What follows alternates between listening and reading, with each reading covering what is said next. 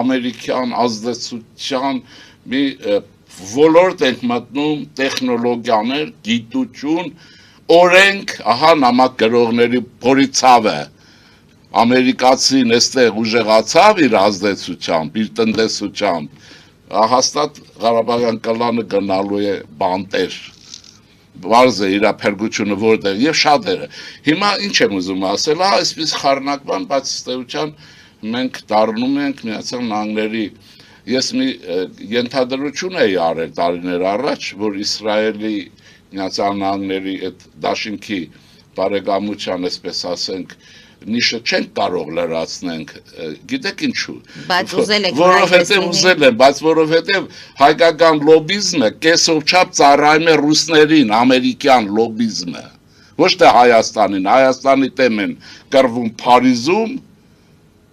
բարձ է, չէ՞ ում նկա, եւ Վաշինգտոնում, խոսքը լոբիստների մասին է,